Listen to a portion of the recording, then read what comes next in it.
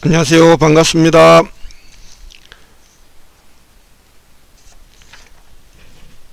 학교에 등교하게 되면은 미술 시간에 우리나라 미술에 대해서 서술형 평가가 있을 예정입니다.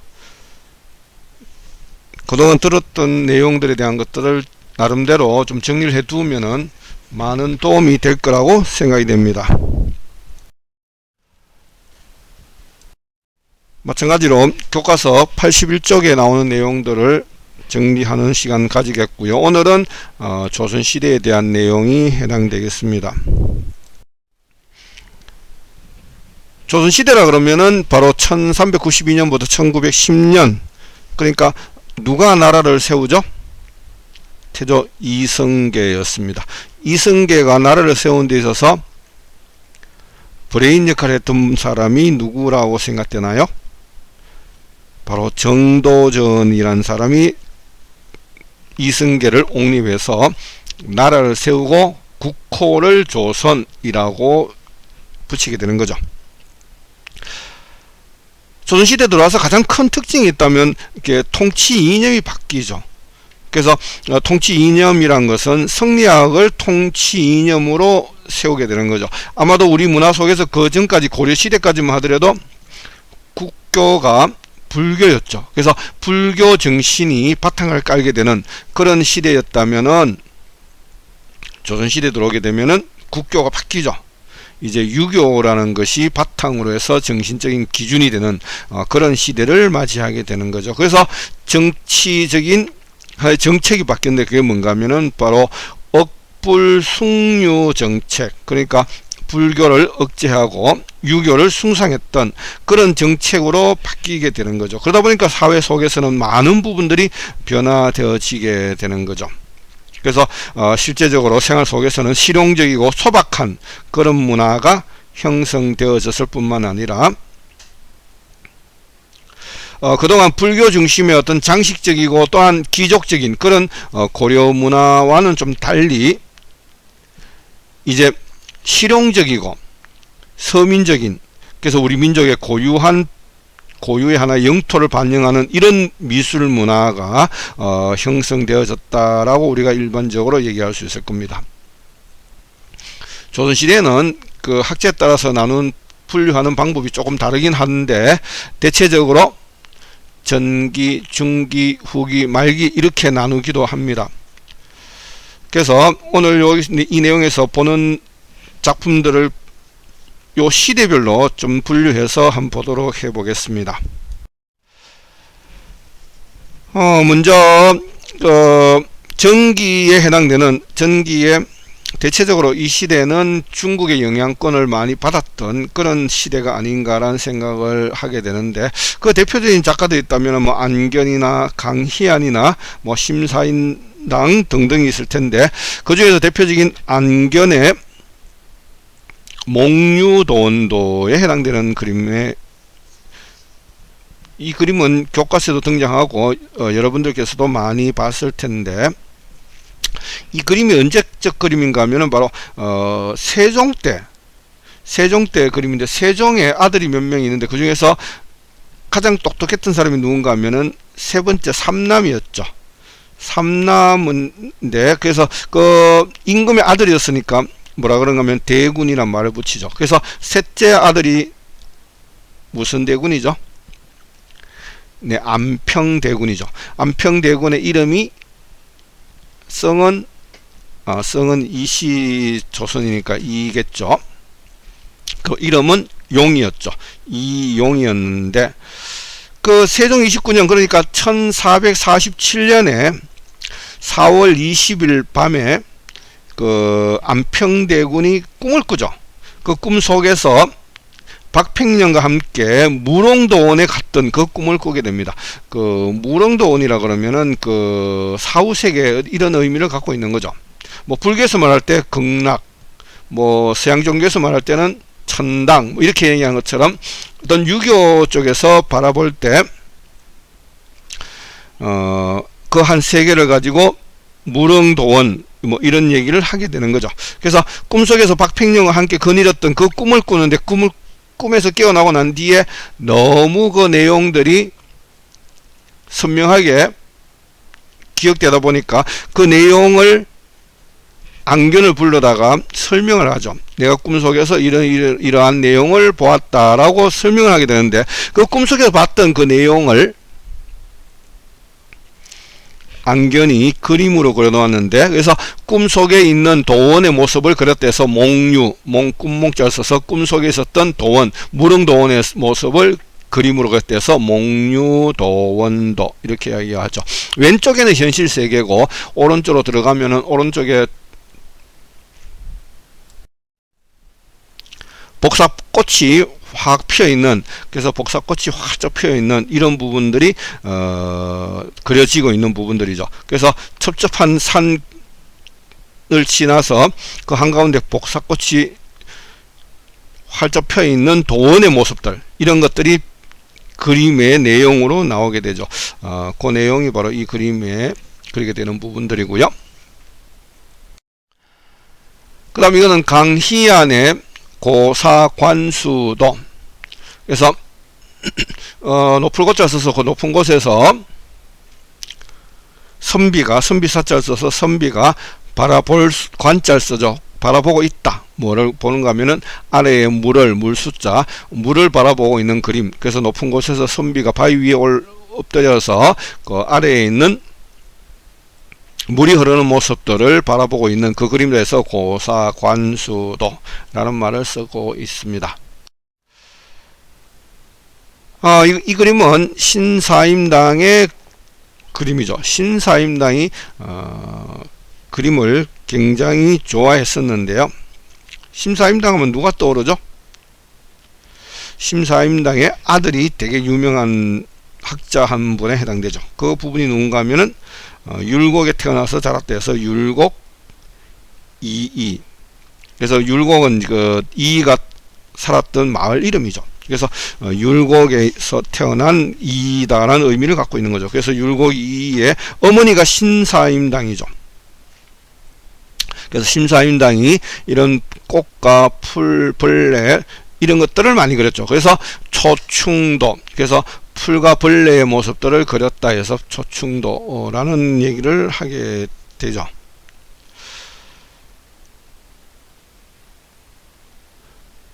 그 신사임당이 주로 살았던 지역이 어느 지역이죠? 예, 강원도 강릉에 해당됩니다.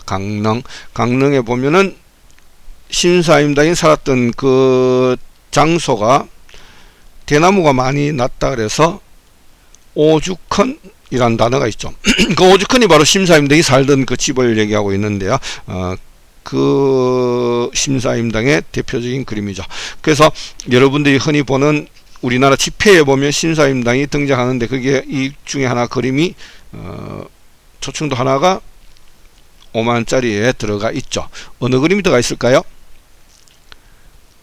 여러분들이 지폐를 보면서 한번 찾아볼 수 있도록 합니다. 자, 여기는 중기로 넘어갔어요. 중기의 대표적인 작가 김명국, 그 달마도에 해당되는데, 달마라 그러면은 6세기 때 인물이죠. 6세기경에 보면은 중국에 그 선종이 나오는데요. 그래서 선종을 만들었던 사람이 바로 달마입니다. 그래서 그 중국 선종의 초대 조사가 되는 거죠. 그래서 인도에서 불교가 발생되지만은 그 인도를 이렇게 알리기 위해서 중국으로 넘어가죠. 그래서 인도 입장에서 보게 되면은 중국이라는 장소는 동쪽에 해당되는 거죠. 그래서 여러분이 흔히 들어보는 말 중에서 달마가 동쪽으로 간 까닭은, 이런 영화 제목도 나오는데요. 그래서 뭐 달마에 놀자 뭐 이런 영화도 여러분들이 제목은 들어본 적이 있겠죠. 이때 달마가 등장하는데, 이 달마는 바로 중국의 선종의 가장 우두머리 초대 조사가 되는 사람이 달마죠. 그래서 이 달마의 모습들을 오늘날까지 우리나라의 불교 쪽에 계시는 분들이 그림으로 그릴 때 달마를 많이 그리기도 하죠. 간결한 선으로서 그 대사의 본질을 표현하고자 했던 그런 모습으로 많이 등장하기도 합니다. 또 대표적인 그 그림으로서 윤두서, 중기의 대표적인 윤두서 자화상을 그렸던 그림에 해당됩니다. 그래서 윤두서가 자기의 자화상인데도 굉장히 치밀하게 관찰했던 그리고 묘사력이 좀 뛰어났던 그런 대표적인 그림에 해당되는데, 그림이 크지도 않습니다. A4 정도 되는 크기라고 보면 될 텐데요. 효경에 보면은 뭐가 나오는가 하면은 신체는 티끌과 피부까지 다 부모로부터 받은 것이니 감히 다치게 할 수 없다. 이것이 효의 시작이다 라고 얘기하는데, 그래서 틀것 하나마저도 마구 훼손시키지 않는다라는 것이 우리 조상들이 갖고 있는 하나의 관념이었죠. 그래서 부모로부터 내려받은 신체이기 때문에 이것은 어느 하나도 훼손하지 않는다라는 생각을 갖고 있죠. 그래서 그대로 고이 간직하는, 그래서 그 모습을 이제 그림에 가게 되면은, 그림은 우리 동양의 우리나라의 그림들을 보게 되면 인물을 그릴 때 그 인물의 본래의 모습을, 참된 모습, 이런 것들을 그리려고 노력을 하죠. 서양의 인물을 보게 되면 서양의 인물화들은 대체적으로 영웅들의 인물이 나오는데, 그런 영웅들의 인물들을 좀 더 과장되어서 표현하는 것들이 많이 나오는데, 우리나라의 인물에 보게 되면 그 인물의 참된 모습, 그런 모습을 표현하고자 했던 그런 모습이 등장하기도 합니다. 자, 이정의 풍죽도, 바람에 날리는 대나무의 모습을 그림으로 겉대서 풍죽이란 단어를 쓰게 되는데요. 우리 선조들은 정신의 수양의 한 목적으로 그림을 많이 그리기도 하죠. 그래서 그림 중에서도 특별히 4단계를 많이 그리죠. 4개를 그리는데, 그것을 가지고 4개의 군자도 해서 사군자, 이런 말을 쓰게 되는데, 사군자가 뭔지 떠오르시나요? 4개를 말할 때 매난국죽, 이것을 가지고 4단계, 4사군자다 라고 얘기하는 거죠. 그래서 매난국죽, 매화, 난초, 국화, 죽은 대나무죠.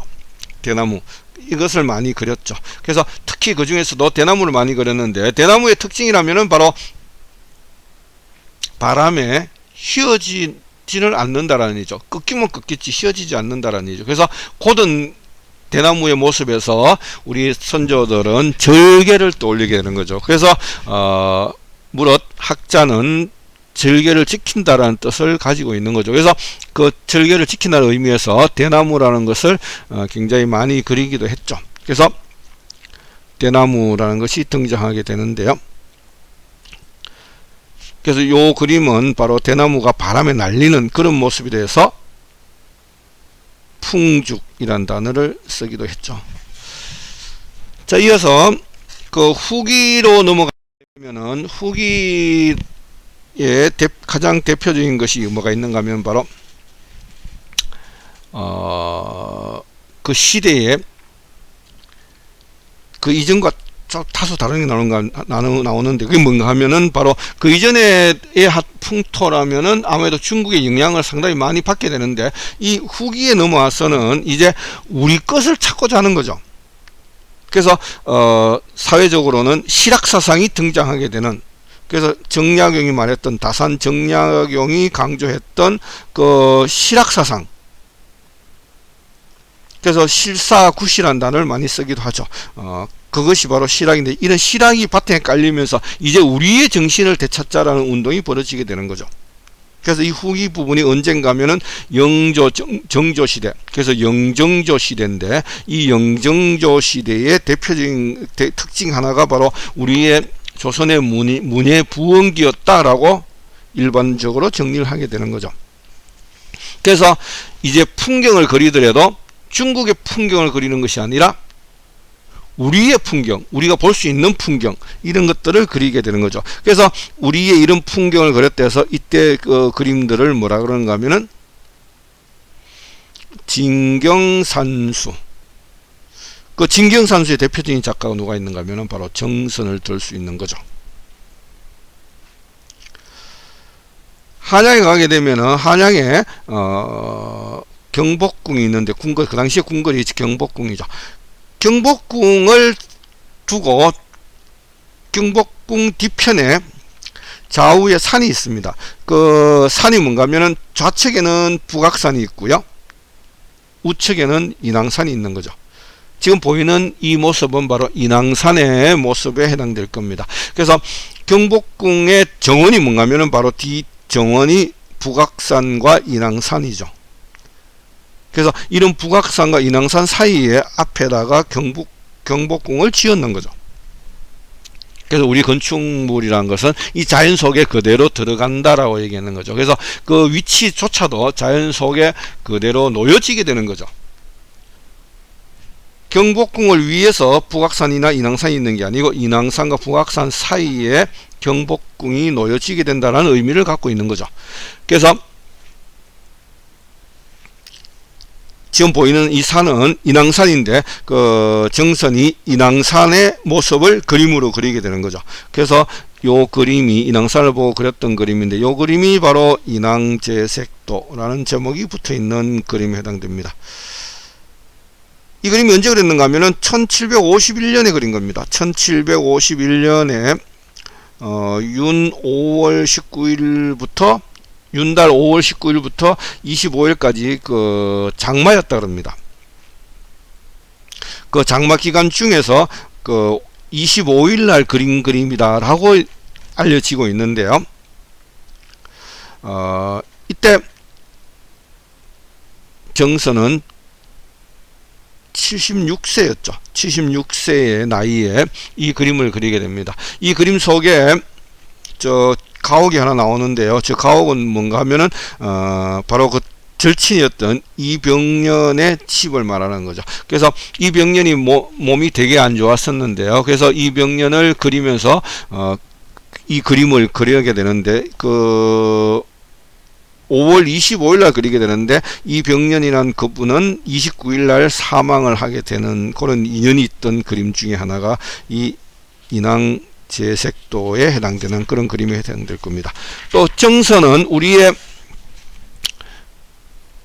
풍경을 많이 그리기도 했죠. 그 대표적인 것이 바로 금강전도, 금강산을 그림으로 그렸다라고 얘기하는 부분입니다. 금강산의 모습을 그림으로 그렸었는데요. 금강산 저 제일 위에 있는 봉우리가 금강산 중에서 가장 높은 봉우리죠. 우리가 일반적으로 금강산은 봉우리가 몇 개라고 얘기합니까? 금강산의 모습을 얘기할 때 일반적으로 금강산에 봉우리가 12,000개가 있다라고 얘기하는 거죠. 12,000개라는 것은 여기 개수를 세워서 저 봉우리 하나하나가 다 세어보니까 12,000개 된다 이런 뜻은 아니고요. 우리 민족이 말할 때 굉장히 많다라 할 때 12,000개라는 얘기를 쓰게 되는 거죠. 그래서 금강산 12,000봉 이런 말을 쓰게 되는 거죠. 그래서 12,000이라는 것은 그 굉장히 많다라는 어떤 의미를 갖고 쓸 때 그 수치를 상징적으로 12,000 이런 말을 쓰게 되는 거죠. 그리고 그 이 금강산 중에서 가장 높은 봉우리가 저 위에 그 봉우리가 있는데요. 저 봉우리가 바로 비로봉이죠. 비로봉이 해발 1638m에 해당된다 그럽니다.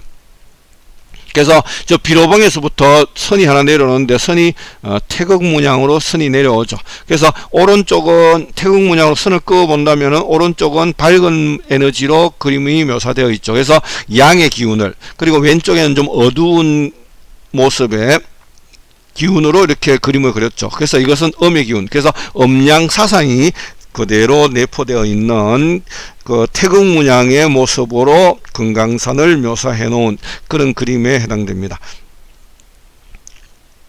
그래서 정선도 그 우리의 주역에 굉장히 깊은 통찰력을 갖고 있었기 때문에 그림 속에서도 그러한 모습들의 부분들이, 음양 오행에 관한 부분들이 그대로 적용되고 있는 그런 그림으로 예시되어질 수 있는 대표 작품입니다. 우리 선조들은 그 금강산이 너무나 아름다웠기 때문에 계절별로 이름을 달리해서 부르기도 했죠. 봄에는 금강산이라 불렀고요. 여름에는 봉래산이란 말을 쓰기도 했습니다. 가을에는 풍악산, 들어보셨나요? 풍악산이라는 단어를 쓰기도 하고요. 겨울에는 계골산이란 말을 쓰기도 했죠. 자, 정선의 그림 한 점 더 볼까요? 정선의 박연폭포. 실제 박연폭포가 어디 있는가 하면은 고려의 도읍지에 있죠. 고려의 도읍지가 어디죠? 예, 여러분이 잘 알고 있는 개성이죠. 그 개성 북쪽에 보게 되면은 천마산이 있는데요. 그 천마산에 이 박연폭포가 있습니다. 오른쪽 사진은 박연폭포의 실제 모습이고요. 저 모습을 보고 정선이 왼쪽의 그림처럼 이렇게 웅장하게 표현했던 부분들입니다. 그래서 이 박연폭포가 정선의 또한 대표적인 그림 중에 한 점에 들어갈 수 있는 그런 그림에 해당된다고 얘기할 수 있습니다. 그리고 조선시대 이제 후기에 오게 되면은 일반 대중들의 모습들을 그림으로 많이 그리죠. 일반 대중들의 생활상들, 이런 대중들의 생활상들의 그림들이 나오는데 이런 그림들을 뭐라 그러는가 하면은 바로 풍속화라고 말을 하게 되죠.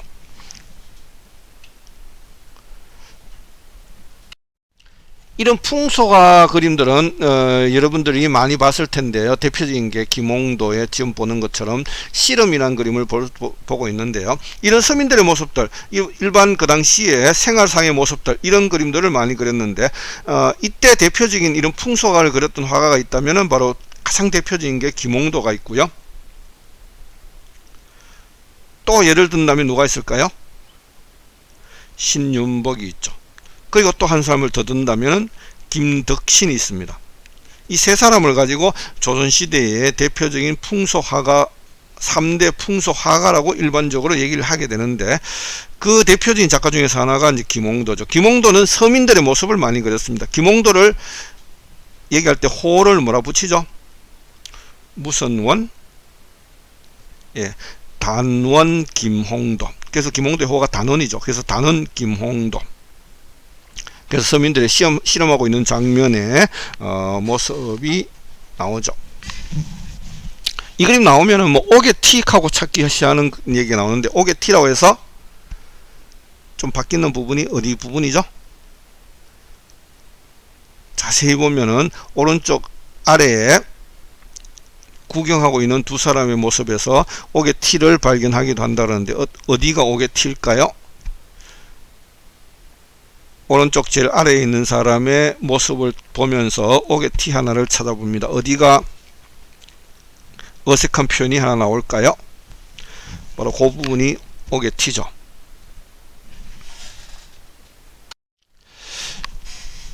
자, 김홍도의 서당의 모습을 그림으로 그려놓고 있는데요. 뭐 예나 지금이나 보면은 뭐 그 유사한 모습을 가지고 있겠죠. 그 서당에 한 아이가 집중 안 하고 다른 짓을 하고 있었겠죠. 그러다 보니까 지금 혼나고 있는 모습이 그림으로 표현되고 있는데요. 이게 보물 제 527호에 해당되는 그림에 해당되고요. 또 김홍도의 대표적인 그림 중에 하나가 바로 무동이란 게 춤추는 아이를 말하고 있는 그런 내용에 해당됩니다. 그래서 무동이란 제목이 붙어 있죠. 그 당시에 악기 연주하고 있는 그 장면들이 보이고, 그 연주하는 모습 안에서 어린아이가 춤을 추고 있는 그런 모습이 표현되고 있죠. 그 춤추는 모습들을 선을 하나하나 따라가 버리면은 이 붓 하나하나 지나가는 그 흔적을 우리가 느낄 수 있는 거죠. 그래서 이 그림을 보면서 김홍도의 붓 끝에서 움직이는 그 느낌을 이렇게 한번 바라보는 것도 이 그림을 제대로 이해할 수 있는 그런 한 방법에 해당될 거다라고 생각되어집니다. 조선시대의 3대 풍속화가 중에서 또한 모습인데요. 김홍도의 그림을 보고 있는데요. 이것은 기와 이는 모습. 그래서 지붕의 기와를 이고 있는 모습들이 현장의 모습이 그대로 묘사되고 있죠. 그래서 그 당시에 지붕을 이고 이는 그 모습들에 대한 부분들이 상상이 되어지게 되는 거죠.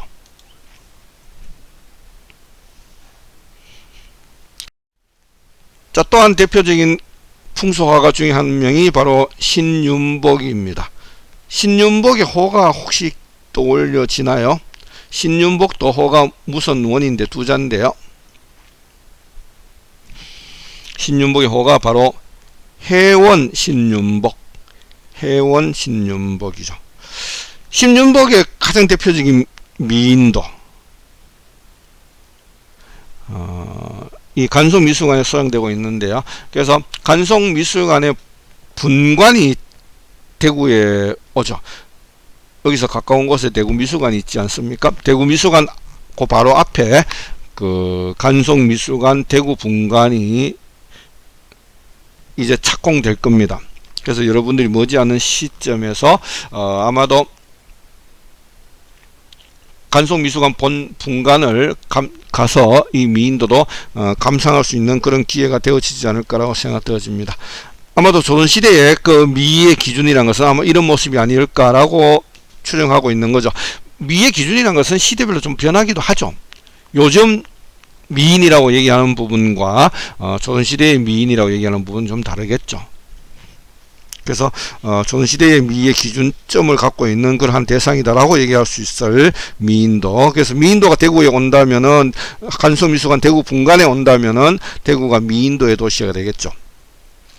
예로부터 대구는 미인들이 많이 사는 도시다라고 알려져 있죠. 그래서 대구의 여성분들이 전국에서 가장 미인이다라고 여겨지고 있죠. 그래서 예전에는 사과를 많이 먹으면은 예뻐진다라는 얘기도 많이 하기도 했었는데, 그래서 대구가 사과의 본고장이다라고 얘기하기도 합니다.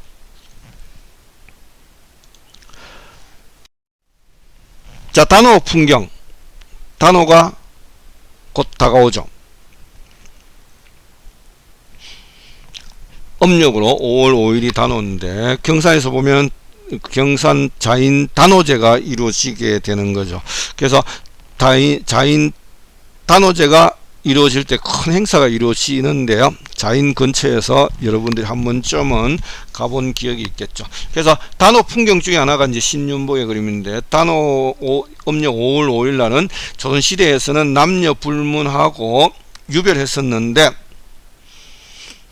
이 단오날 하루만은 남녀가 자연스럽게 만날 수 있는 허용되는 그런 우리의 전통적인 하나의 의미 있는 날이다라고 얘기할 수 있을 겁니다. 참 재밌는 건 왼쪽 저 위에 바위 사이로 머리를 짧게 한 두 명의 동자성이 지금 멱을 감는 여인들을 내려다보고 훔쳐보고 있는 그런 모습으로 굉장히 재미있게 묘사되어 있는 모습을 볼 수 있을 겁니다. 신윤복은 풍속화를 그리는데 대체적으로 상류사회의 모습들을 많이 그렸죠. 상류사회의 양반들의 부정적인 그런 모습도 많이 그렸는데요. 아마 신윤복의 그 해원 풍속도 첩에 보면은 나오는 그림인데요. 방문. 그래서 양반이 지금 외간 여자를 만나고 있는 그런 부분들이 그림에 묘사되기도 하고 있는데, 그래서 상류사회의 부정적인 그런 모습들을 그림의 소재로 삼기도 하죠. 신윤복의 선유도 배 위에서 놀고 있는 유람선을 타고 있는 그 모습을 그림으로 묘사되고 있는데요. 아마도 양반들의 모습들을 표현하고 있는 그런 모습이 아닌가라고 생각되어집니다. 월하정인, 그 달 아래 달월자 써서 달 아래에서 정을 나누는 사람들, 이런 의미를 갖고 있는데요. 골목어기에 남녀 둘이가 지금 대화를 나누고 있는 그런 모습이 묘사되고 있습니다. 그리고 중간에 글이 하나 적혀 있는데요. 뭐라 적혔는가 하면 월침침 야삼경, 달이 어두운 야삼경, 새벽녘이란 말이죠. 양인심, 두 사람의 마음은 사양인지라라고 적혔는데요. 그 두 사람만이 알 뿐이다 라는 얘기를 하고 있습니다. 그리고 해원 그림이다 라고 적혀 있는 거죠. 그래서 조선시대의 3대 풍수화가 중에서 바로 해원 신윤복의 그림을 보았습니다. 또 한 사람의 3대 풍수화가 중에서 대표적인 작가가 있다면 바로 김덕신, 호가 긍제죠. 그래서 긍제 김덕신, 파적도. 이 그림을 보고 적어 놓은 글을 하나 읽어 드릴 테니까 이 글을 들으면서 이 그림을 감상해 볼 수 있도록 합니다.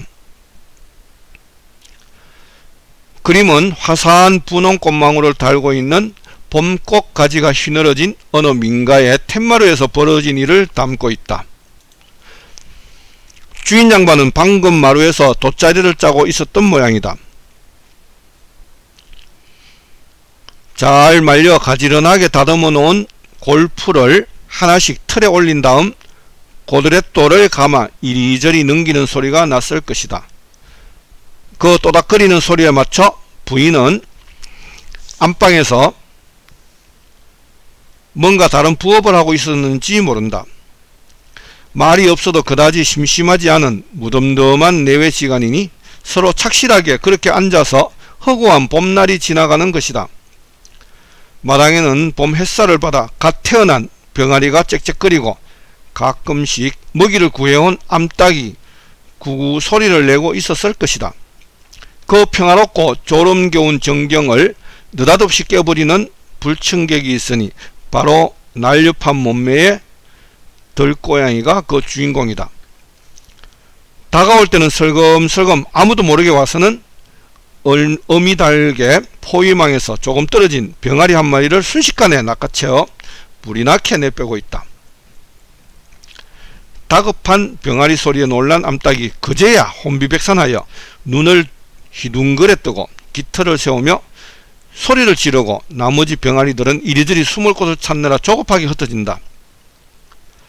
입을 해 벌리고 가슴을 콩닥거리며 날지도 못하는 날개짓을 휘저으며 뛰는 폼이 재밌다. 마침 담배를 재어 한 모금 빨고 있었던 모양인지 주인 양반은 고양이를 향해 장죽을 내뻗으며 달려들고 있다. 그 순간 발털이 뒤엎어져 요란한 소리를 내고 머리 위에 썼던 당근은 땅바닥으로 굴러떨어졌다. 노련한 고양이는 경황 없는 중에서도 씩 뒤를 돌아보고 있으니 그 쫑긋 세운 귀와 엉큼한 두 눈, 구부러진 긴 꼬리가 여간 얄미운 게 아니다. 마음 같아선 담뱃대가 금방 닿을 것 같기도 하지만 잽싼 고양이의 날랜 발걸음엔 어림도 없다. 그 바람에 후덕하게 생긴 마나님도 맨발로 뛰어나와 넘어지는 주인 양반을 붙잡으려고 하고 있다. 그 걱정스러운 표정도 가히 일품이다.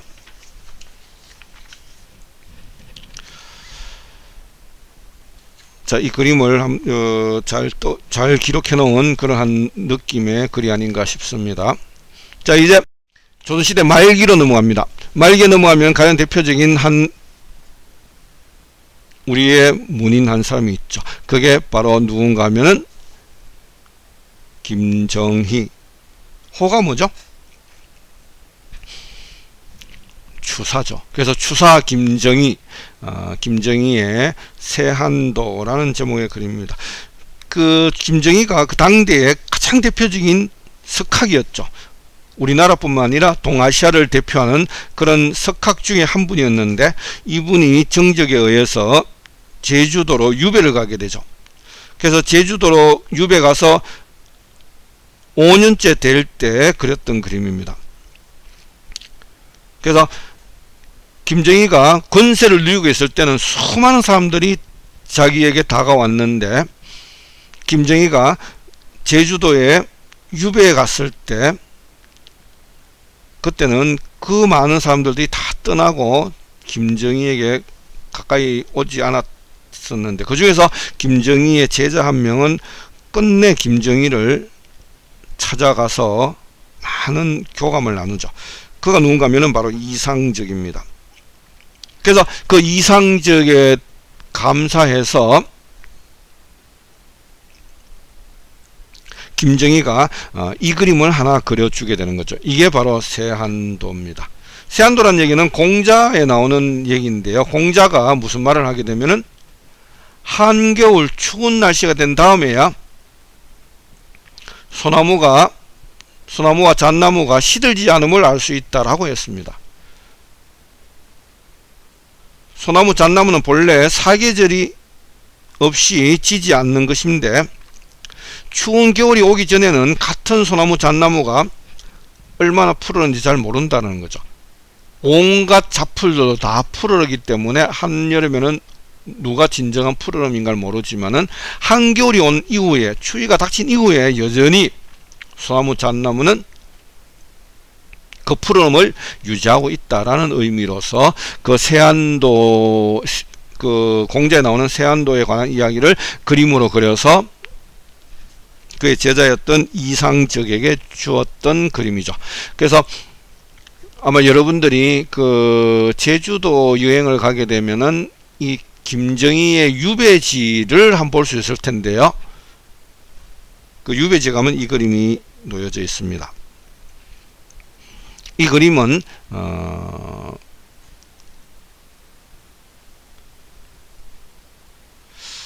이상적에게 주어지지만은 이것이 그 이후에 이상적이 갖고 있다가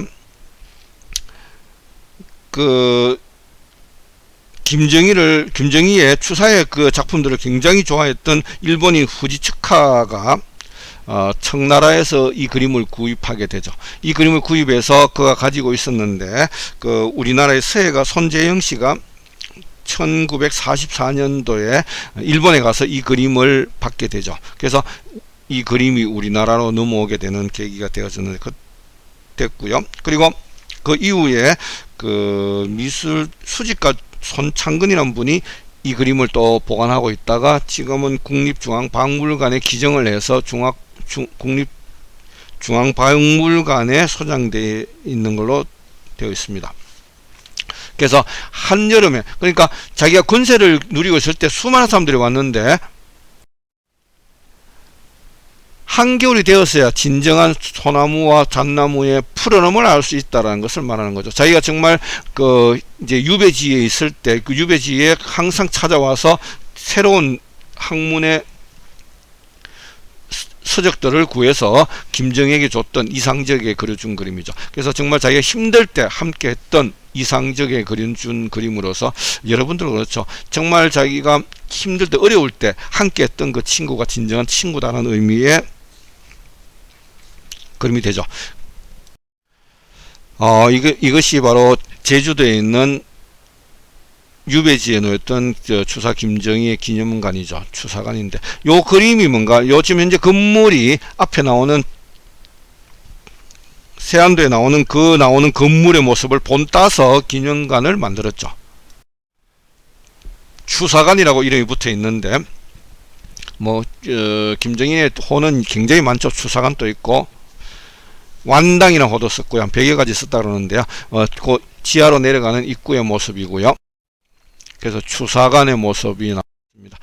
이게 이제 그 세안도에 나오는 모습을 본따서 만들었던 제주도에 있는 기념관입니다. 서귀포에 있는 부분이죠. 김정희의 불이산, 그리고 또 대표적인 작가 있다면 조희룡, 매화 수옥도라는 그림이고요. 또 조선 말기의 대표적인 장성업, 오원장성업이라고 있습니다. 오원장성업의 호치도 대표적인 그림 중에 하나다라고 얘기할 수 있을 겁니다.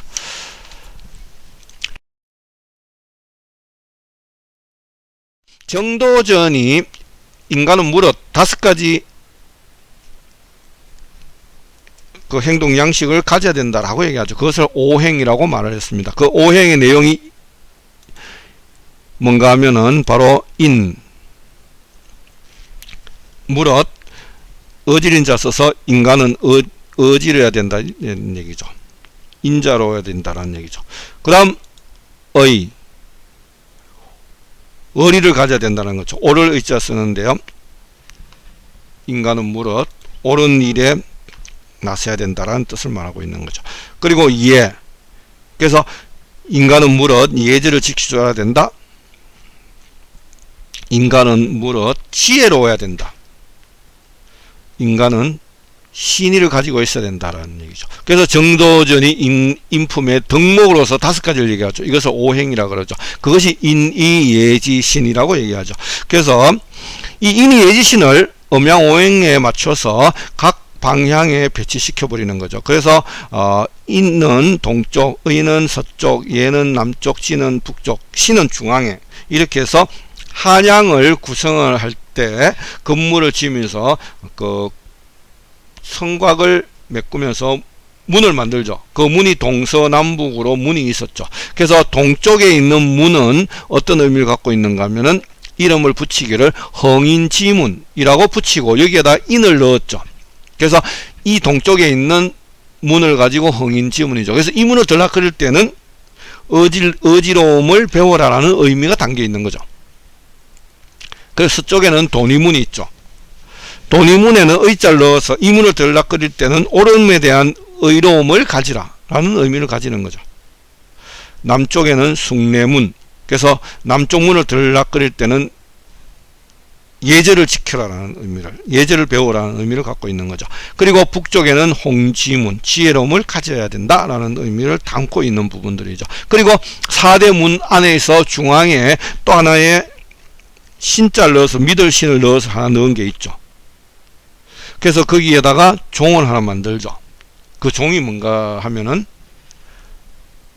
바로 보신각이죠. 여러분들이 한 해 지낼 때 보신각 타종을 하게 되죠. 그 지역이 이제 믿음을 줄 수 있는 신자가 들어가서 보신각 이렇게 얘기하는 거죠. 그래서 보신각이 있는 장소가 종이 있는 거리다 해서 종로라고 얘기하는 거죠. 그래서 이 중에서 건축물 하나를 대표적으로 보도록 하겠습니다. 건축물 하나가 바로 숭례문이죠. 국보 제1호에 해당되는 숭례문. 오른쪽에 보니까 숭례문이라 적혀 있네요. 이 숭례문이라 적혀 있는 이 부분이 이제 안평대군의 글씨로서 숭례문. 이 문을 들락거릴 때는 예절을 배워라라는 의미를 담고 있는 부분들이죠. 숭례문의 모습을 더 볼까요? 숭례문의 모습이 지붕의 모습을 보니까 우진각 지붕으로 되어 있는 이랬던 숭례문이 그 2008년 2월 10일 최씨라는 70대 노인이 방화를 일으키죠. 그때가 2008년 2월 10일 오후 8시 45분에 1.5리터 병에다가 신라를 가져가서 방화를 해서 국보 1호가 불탔게 되는, 그래서 국보 1호가 불타는 안타까운 사건이 일어나게 되죠. 이거는 1904년도 사진인데요.